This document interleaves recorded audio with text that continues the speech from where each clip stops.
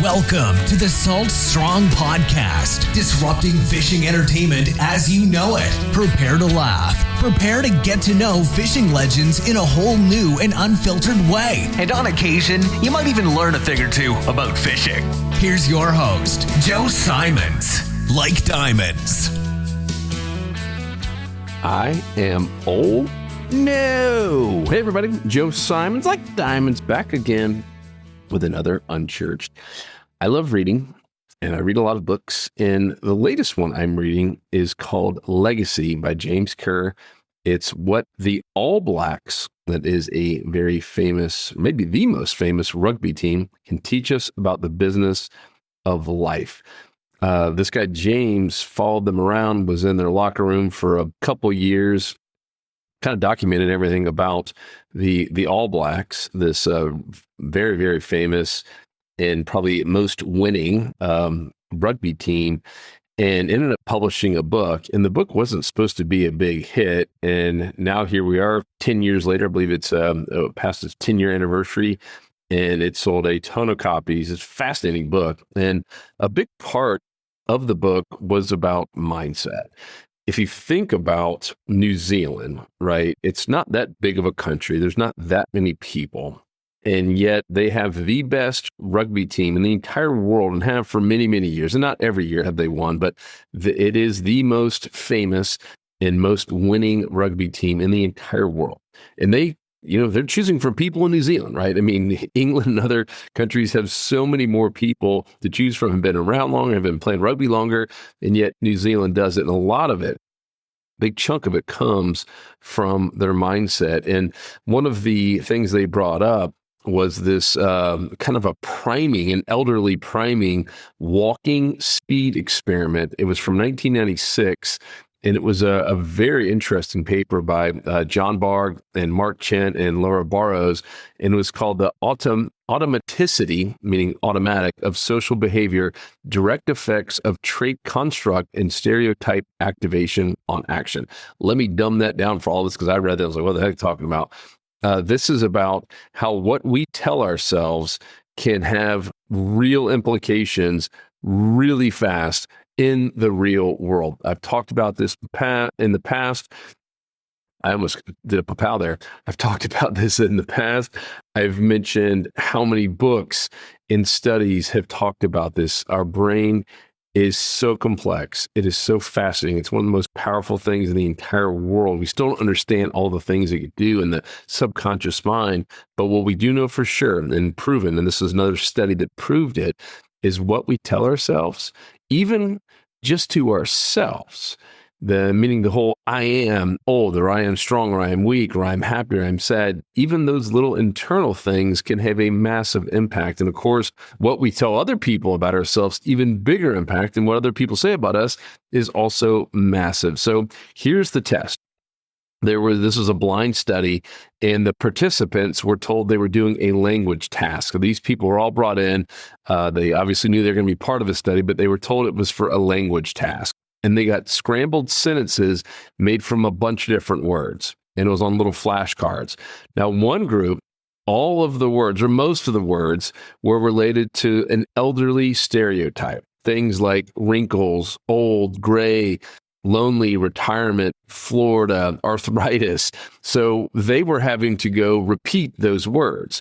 So imagine you're in that group, and 80-90% of your cards are all things like that: Florida, wrinkle, gray, old, lonely, retirement, arthritis.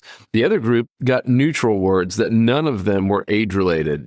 Brown, puppy, just any kind of random words. They're all one-word things for the most part that were not age-related. And then they were trying to memorize as many as they could as they went through these flashcards. And then at the end, they'd have to repeat as many as they could. It was a language and memory task. And so they went through this whole thing. And then after the word task, they were asked to go down the hallway, drop their cards off, and then, exit the room. It's this long hallway. And what they didn't know is that the experimenters weren't even really measuring any of their memory or the language stuff on the cards. They were actually measuring how long it took people to walk down that long hallway when leaving that room, for leaving the experiment to go back to their car or bike or whatever it was. Here's what's crazy. The people who were exposed to the old or elderly words walked significantly slower, like 30% slower down the hallway than those that saw neutral words. And by the way, they had watched them come in as well, and they were all kind of measured around the same. No one walked that much slower. And yet the entire group, all of the people who saw those old words and were having to repeat those just in their head. This is a quick experiment, right? This wasn't like something all day. Just for the people that saw those words and were trying to memorize them in their head, not even saying it about themselves, they all, 100% of them, walked significantly more slowly down the hallway than those that saw the neutral words. That's just crazy. So essentially, the idea here is that just by activating that stereotype of old in their minds, made their behavior more elderly. They were slower walking outside of their awareness. It is absolutely crazy. I thought that was just so bonkers. So it got me thinking, how many times have we told ourselves, and I catch my kids doing this where they beat themselves up. Oh, I'm not good at this. Or my son even said, I'm not a good singer. And the irony is he's a pretty good singer and he's way better than I am. And yet he's like, no, I'm not good at singing. He's like, Jackson, don't you ever say you're not.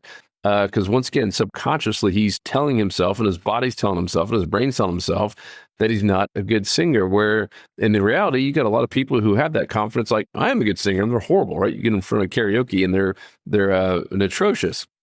But still, it doesn't matter. It's that belief, and it is crazy how little things like that, like even memorizing words, can completely change our behaviors, can change our attitudes, and it could change our life expectancy. I mean, that was other things that were proven in some other studies where people were passing away quicker just because they were telling themselves things like, I'm old, or I'm going to die, or I'm sick. I mean, really, really, really bonkers. And so the moral of this one, like many of these unchurched, is go back to the whole I am. I love that part of past podcasts where we talked all about the I am and the power of just writing down I am and then fill in the blanks. Whatever it is that you want to be. Maybe you are struggling with some health stuff, or maybe you're sick, or maybe dealing with cancer or friends. And man, I'm healthy. I am strong. I am powerful. I am God-fearing, whatever it is that you're wanting to do or struggling with or excited about, start filling in that word. And I've shared this before, but I'm going to say it again. The power of writing it down is crazy. I will use the word miraculous because it truly is. The power of writing down that phrase, I am blank, fill in the blank. I am a great salesperson, if you're young, or I am a great husband or a great leader or a great dad or whatever it is really wild. The doors that open, the magic that happens when you start writing that down. And if obviously all these experiments prove that we could do it on the negative side, right? Like we could all of a sudden become more elderly just by memorizing some elderly like words. What could we do if we did it on the positive side, right? I mean, to me, it's uncapped. It is limitless. So this is going to be a short and sweet one. I just thought this study was really, really fascinating. And if you're looking for a good book, I do highly recommend that book, Legacy, the All Blacks. When I was in New Zealand, I did study abroad there for 4 months. It was a little over 2 months in New Zealand and a month and a half or so in Australia. And then we kind of bounced around some islands on the way home, a long way home. And we actually got to meet the All Blacks while we're there, all kind of by accident. One of the guys who was essentially our local guide, if you will, and kind of counselor, he was a competitive player and not good enough to make the All Blacks team, but knew some of the guys that were on there because it's very, very big deal to make the All Blacks. And so I get to meet them, and that was the first time I get to understand that the power of this team and what it means to not just New Zealand, but the whole world. I mean, it is a really, really special thing. And he basically explained it later after we got to meet them out in the streets one night. He's like, we met this guy, Jonah, who, if you look him up, just Jonah, All Blacks, and the guy was just amazing. He's like, you basically just met like Michael Jordan. He's like, I mean, he is one of the most famous people in the entire country. and even in the world for rugby players. And we got to meet them. We got to hang out with them for a little while, all because of our buddy Scott, who got us in there. Really, really, really cool. So anyhow, I got really excited when I saw the book come up in my recommended reading list. And I'm loving the mindset part of it. I haven't even finished the book yet. This is just, as soon as I read that, I thought that was just so fascinating that people could just seeing some flashcards for 30 minutes or so, and all of a sudden it was like their whole body started believing that they were old. That is mind-boggling. That 100% of the people, from what it said, had that. And on average, it was like 20 to 30% they were walking slower and just acting almost aloof. It's mind-boggling. So guys, let's reverse it. Let's do the opposite and tell ourselves, maybe I'll give you some flashcards about awesome things like strength and health and beauty and whatever else is you're trying to go after fast.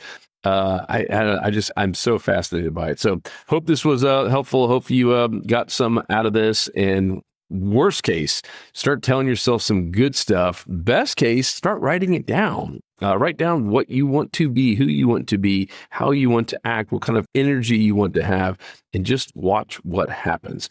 Otherwise, I will talk to you on the next episode. As always, my private email, joe@saltstream.com. Love to hear from you guys. I got a lot of feedback from that AI podcast. I'm going to do something else. I'm going to kind of take it a step further, probably on the next one. That was one that I got a lot of emails from. So thank you guys on that. Love hearing from you.